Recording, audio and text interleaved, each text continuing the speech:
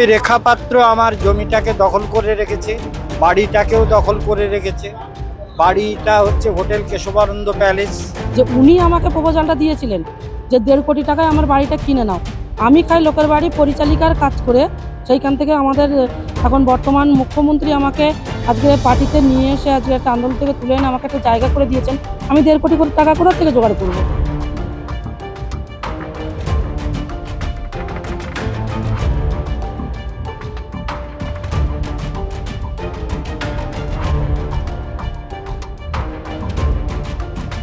একটা guest house আছে, guest হাউসটার নাম হচ্ছে কেশবানন্দ প্যালেস।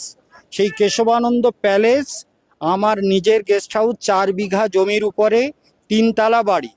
তো ওকে কেউ ভাড়া দিচ্ছিল না, যেহেতু বিজেপি আসবে কিনা কোনো ভরসা ছিল না। আমি ওনাকে ভাড়া দিলাম, যে আমি তো ছোটবেলার থেকে বিজেপি করি, সেই তপন শিকদারের টাইম থেকে, যখন তপন শিকদার প্রেসিডেন্ট ছিলেন বিজেপি। তো আমি ওনাকে বললাম যে আপনি আমার এটা ভাড়া নিন। তো 70,000 টাকা ভাড়া কথা হয়ে 4 বিঘে জমি, বাগান বাড়ি টাড়ি সব ওরা ব্যবহার করছে। এবং ওখানে খাওয়া দাওয়া, উৎসব আনন্দ, পিকনিক, তা পুকুর আছে, সব কিছু নিয়ে ওরা আছে। রেখা পাত্রই ভাড়া নিয়েছিল। কত সালে? এই তো ওই 26-এর এপ্রিল থেকে ভাড়া আছে। এপ্রিল মে ভাড়া দিয়েছে, জুন জুলাই আগস্ট পুরো 3 মাস হয়ে গেল, কোনো ভাড়াও দেয় না, প্লাস কেনার কোনো কথা বলছে না। আমি সমস্যায় পড়েছি যে আমার। সামনাসামনি বসে আলোচনা করেছেন? হ্যাঁ, অনেকবার লোক পাঠিয়েছি, ওই যে আমাদের সেক্রেটারি এসছে, সেক্রেটারিকেও দিয়েছি এবং সেক্রেটারিকে পাঠিয়েছি কয়েকবার কথা বলতে। আমার ট্রাস্টের সেক্রেটারি, ট্রাস্টটা হচ্ছে রেজিস্টার্ড ট্রাস্ট এবং 80G ধারা রেজিস্টার্ড, মানে ট্যাক্স ফ্রি। সেই ট্রাস্টের আমি ফাউন্ডার প্রেসিডেন্ট। উনি কি বলছেন? রেখাপাত্র কি বলছেন? রেখাপাত্র অনেক খিস্তি খামারি দেয়, লেখাপড়া জানে না তো, মূর্খের অশেষ দোষ। আমাদেরকে সেদিন প্রথম বলেছে রেখাপাত্র, সেটা হচ্ছে একটা কথা উনি বললেন, আমি নোংরা রাজনীতি করি না। তাহলে মা তুমি এরকম বললে কেন? নোংরা রাজনীতিটা কি? আমি তোমাকে বললাম যে মা আমাদের ভাড়াটা দিচ্ছ না কেন? বলে আমি এই পড়ে আছি, আমার কাছে এখনো টাকা আসেনি। তো আমি এখানে অবজেকশন করলাম, আপনারা টাকা দেন না বলে মাসে মাসে এমএলএদের টাকা ঠিক তার অ্যাকাউন্টে চলে যায়। দেখুন, আমিও মহারাজের ওই বাড়িটা দেখেছি। আর উনি আমাদের যে মুখ্যমন্ত্রীর যে আহ, জন জনতার দরবারেও গিয়েছেন নাকি এই বিষয় নিয়ে। আপনারা জানেন যে আমার পা ভেঙে যাওয়ার জন্য আমি 1 মাসেরও অধিক, আজকের এই 1-1.5 মাস হতে যাচ্ছে, আমি বিধানসভায় যেতে পারিনি।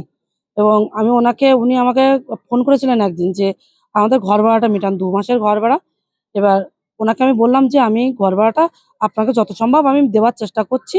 আর আমি তো এখনো তো বিধানসভায় কাগজপত্র জমা দিতে পারিনি, অতএব আমার মায়নাটা এখনো ঢোকেনি। ঢুকলে আমি দিয়ে দেবো, আপনার খুব তাড়াতাড়ি, আপনার চিন্তা নেই। আমরা তো ছেড়ে পালিয়ে যাচ্ছি না। কিন্তু উনি যে কথাটা বলছেন যে ওনাকে নাকি 1.5 কোটি টাকার বিষয়, একটা ঘরটার বিষয় তুলছে। যে উনি আমাকে প্রপোজালটা দিয়েছিলেন যে 1.5 কোটি টাকায় আমার বাড়িটা কিনে নাও। আমি খাই লোকের বাড়ি পরিচালিকার কাজ করে। সেইখান থেকে আমাদের এখন বর্তমান মুখ্যমন্ত্রী আমাকে আজকে পার্টিতে নিয়ে এসে আজকে একটা আন্দোলন থেকে তুলে এনে আমাকে একটা জায়গা করে দিয়েছেন। আমি 1.5 কোটি টাকা কোথা থেকে জোগাড় করবো যে ওই বাড়ি আমি নেবো? আমি কুঁজো আমি আমি কুঁজোয় আমি চিত হয়ে শোয়ার শখ আমার নেই। আর একজন মহারাজ হয়ে এরকম ধরনের কথা বলছেন। উনি বিগত দিনে ওই বাড়িতে কি করতো, কি কারবার চালাতো, সেটা কিন্তু এই হিঙ্গলগঞ্জ এবং লেবুখালীর মানুষের অজানা নয়। অতএব এই বাড়িতে আমরা আছি এবং সুস্থভাবে ভদ্রতার সাথে আছি। আর আমরা পালিয়ে যাবার লোক নই, আমার বাড়ি এখানে। অতএব ওনার যে টাকাটা, ওটা 50,000 টাকা দিয়ে দেওয়াও হয়ে গেছে। উনি যে মিথ্যে কথা বলছেন আমার হাজবেন্ডের নামে, যে আমার হাসব্যান্ড নাকি খিস্তি মেরে ওনাকে বলেছেন। কিন্তু আমি কখনোই বিশ্বাস করি না যে ওনার সাথে খিস্তি মেরেছেন।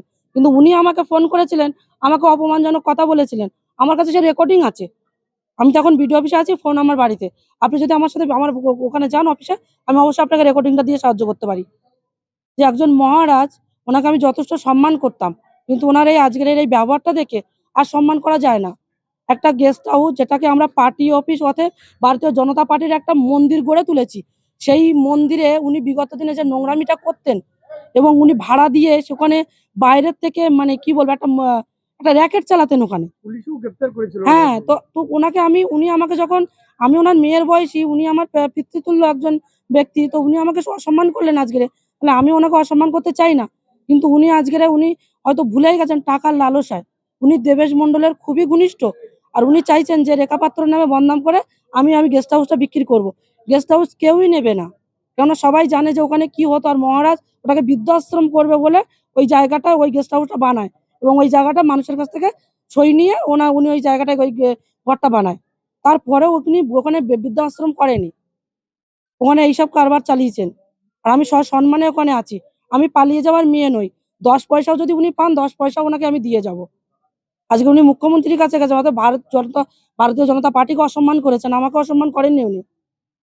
কারণ আমি গরিব মানুষ, উনি ভালো করেই জানেন। ওনাকে আমি বারবার বলেছি যে আপনি জানেন মহারাজ যে আমার তো সে সামর্থ্য নেই, অতএব আমি আপনাকে আপনার টাকাও আমি মেরে খাবো না, আপনি এইটুকু ভরসা আমার উপর রাখতে পারেন।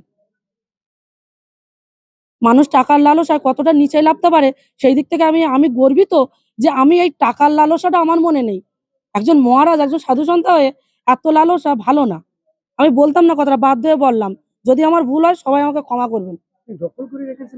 কোনো দখলদারি নয়, 1 বছরের এগ্রিমেন্ট করা আছে, 1 বছর পরে ওনার গেস্ট হাউস আমরা ছেড়ে দেবো। তারপর ওনার গেস্ট হাউস কাকে বিক্রি করছেন, কাকে ভাড়া দিচ্ছেন দেবেন। আমাদের ভিডিও ভালো লাগলে লাইক এবং শেয়ার করুন। কমেন্ট সেকশনে গিয়ে জানান আপনাদের মতামত। আরও ভিডিও পেতে আমাদের চ্যানেল সাবস্ক্রাইব করুন এবং প্রতি মুহূর্তে খবরের আপডেট পেতে প্রেস করুন বেল আইকন।